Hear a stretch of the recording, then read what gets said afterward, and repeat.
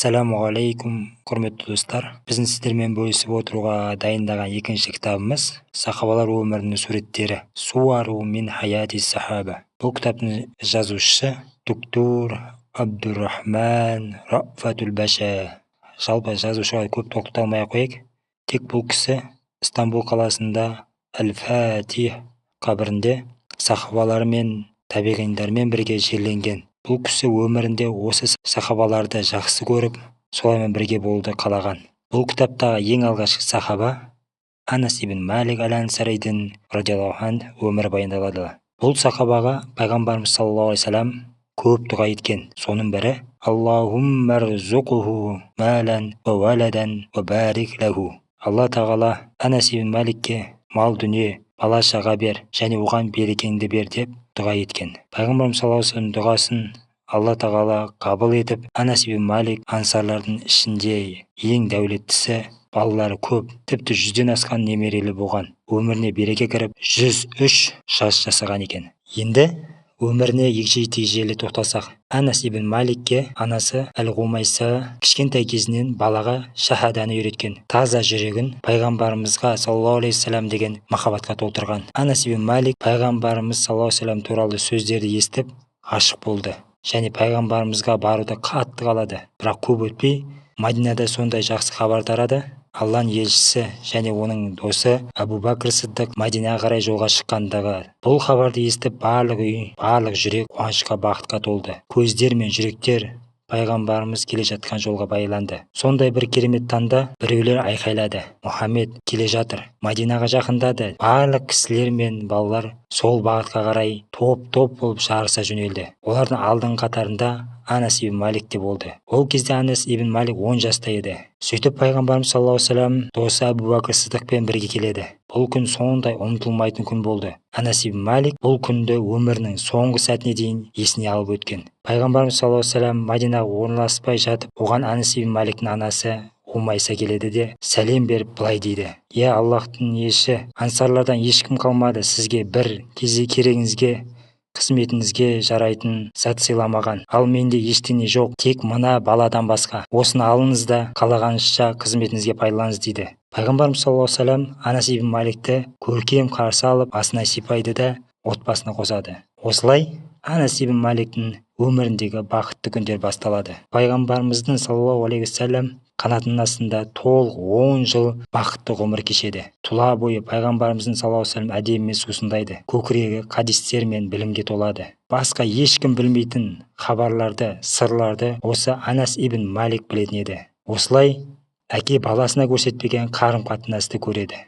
Анас ибн Малик айтады: Алланың елшісі адамдардың ішінде ең көркем мінездісі, ең кеңпейілдісі, ең мейірімдісі еді. Бір күні мені бір жерге жұмсады. Мен шықтым. Жолда ойнап жүрген балаларды көріп, соларға қосылып ойнап, жұмсаған жеріне бармадым, ұмытып кеттім. Бір кезде артымда біреудің тұрғанын сездім және киімнен ұстап жатыр. Бұрылып қарасам, пайғамбарымыз күліп тұрып: «Я Унайс, мен жұмсаған жерге бардым ба?» Мен не айтарымды білмей: «Наам, я инни захибул ана я Расулаллах». Міне, енді бара жатырмын дедім. Аллаға ант етейін, пайғамбарымызға 10 жыл жанында болып қызмет еттім. Бірақ бір нәрсе істесем, неге істедің демейтін. Немесе істемей тастап қойсам, неге тастадың демейтін. Пайғамбарымыз саллаллаху алейхи вассалам Анас ибн Маликті жақсы көргеннен еркелетіп: «Я Унайс, я Бунай» дейтін. Пайғамбарымыз саллаллаху алейхи вассалам Унайсқа көп насихат, өсиет айтатын. Соның бірі: «Я балам, шаман келсе, ешкімге қиянат жасамай, адалдықпен таңдаттырып кешті батыр. Бұл менің сүннетім. Кім менің сүннетімді тірілтсе, мен оны жақсы көрем. Мен кімді жақсы көрсем, менімен бірге жәннатта болады. Я балам, егер үйге кірсең, сәлем бер, саған және үй ішіндегілерге береке болады». Осындай насихаттарды тыңдап көкірегі пайғамбарымыздың саллаллаху алейхи вассалам білімімен толды. Пайғамбарымыз саллаллаху алейхи вассалам дүниеден өткеннен кейін 83 жыл бойы мұсылмандардың ақылшысы болды. Бір мәселе туындаса, Анас ибн Маликке келетін шешімін сұрап. Және Анас ибн Малик өмір бойы пайғамбарымыз саллаллаху алейхи вассалам істерін, сөздерін адамдар арасында таратып жүрді. Пайғамбарымыз саллаллаху алейхи вассалам сөздері мен істеріне ерді. Пайғамбарымыз саллаллаху алейхи вассалам нені жақсы көрсе, соны ол да жақсы көрді.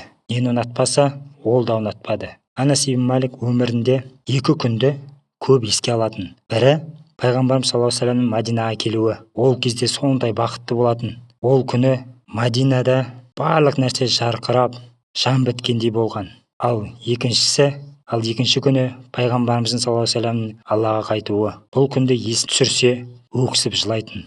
Бұл күнде барлық нәрсе сөнгендей болды деп суреттейді. Анас ибн Малик пайғамбарымызды саллаллаху алейхи вассалам соңғы рет дүйсенбі күні бөлменің пердесі ашылған кезде көріп қалған еді.